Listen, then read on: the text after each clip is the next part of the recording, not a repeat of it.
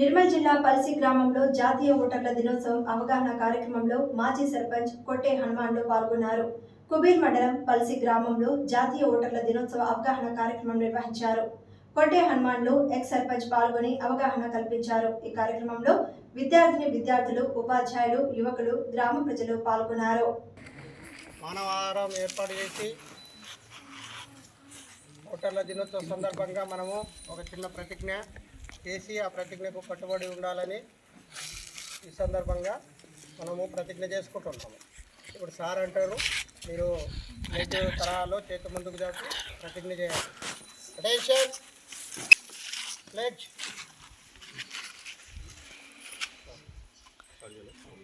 ఓటర్ల ప్రతిజ్ఞ.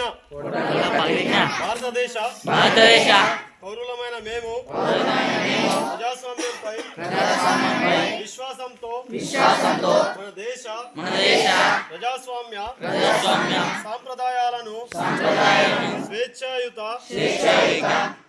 నిష్పక్షపాత ప్రశాంత ఎన్నికల లాభవాన్ని నిలబెడతామని మతం, జాతి, కులం, వర్గం, భాష లేదా ఎటువంటి ఒత్తిడులకు ప్రభావితం కాకుండా ప్రతి ఎన్నికల్లో నిర్భయంగా ఓటు వేస్తామని ఇందు మూలంగా ప్రతిజ్ఞ చేస్తున్నాము.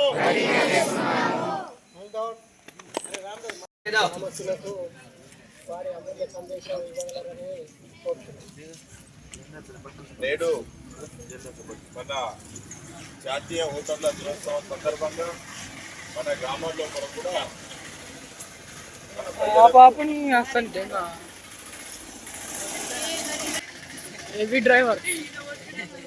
ఓటర్ల దినోత్సవం సందర్భంగా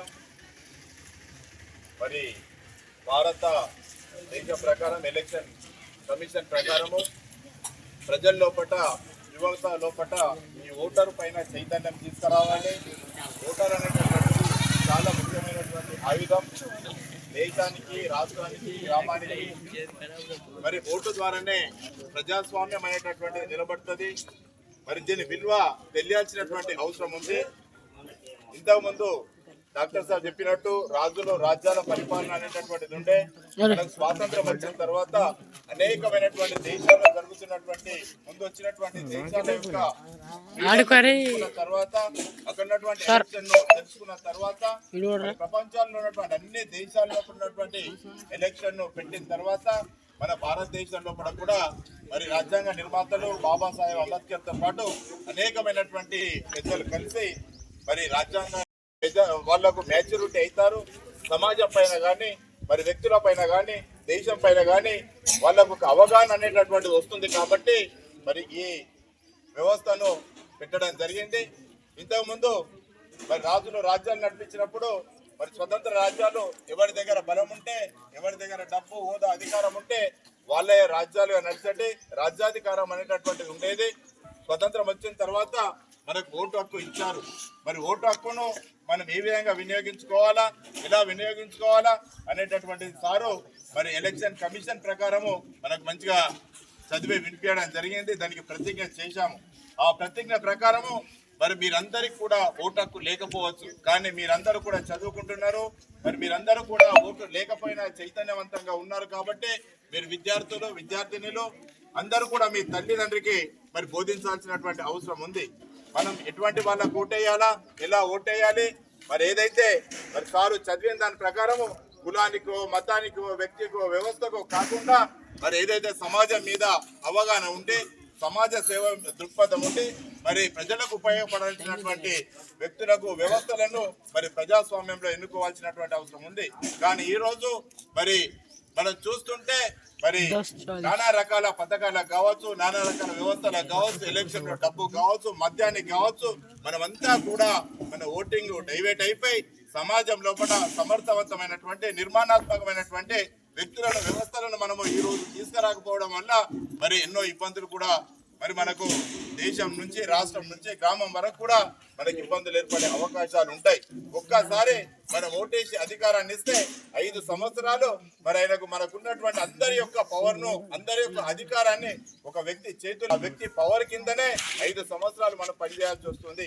కాబట్టి మనం ఏంటిదంటే మనకున్నటువంటి అందరి యొక్క పవర్ ను, మనకు అందరి యొక్క శక్తిని, మనకున్నటువంటి హక్కును అన్నింటినీ కూడా మనం ఓటు ద్వారా తెలియజేస్తాం. కాబట్టి దీన్ని మనం అవగాహన తెచ్చుకొని మరి ఎలాంటి వ్యక్తి మనకు నాయకుడిగా ఉండాలా, మనకు 5 సంవత్సరాల పరిపాలన దక్షత కావాలా, అలాంటి మరి వ్యవస్థను, వ్యక్తులను మనం ఎన్నుకోవాల్సినటువంటి అవసరం ఉంది.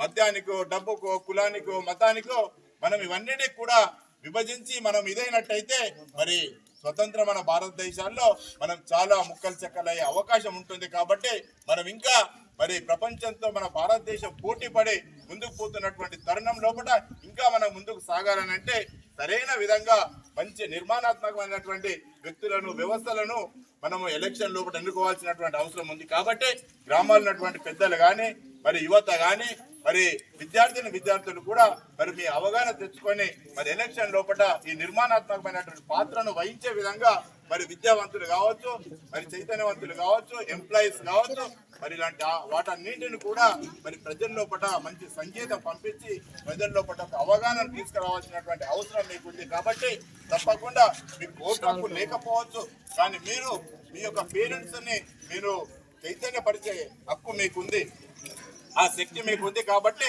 దాన్ని మీరు తప్పకుండా మీరు కొనసాగిస్తారని మేము తెలియజేసుకుంటూ ఈ అవకాశం ఇచ్చినటువంటి మీ అందరికీ ధన్యవాదాలు, కృతజ్ఞతలు.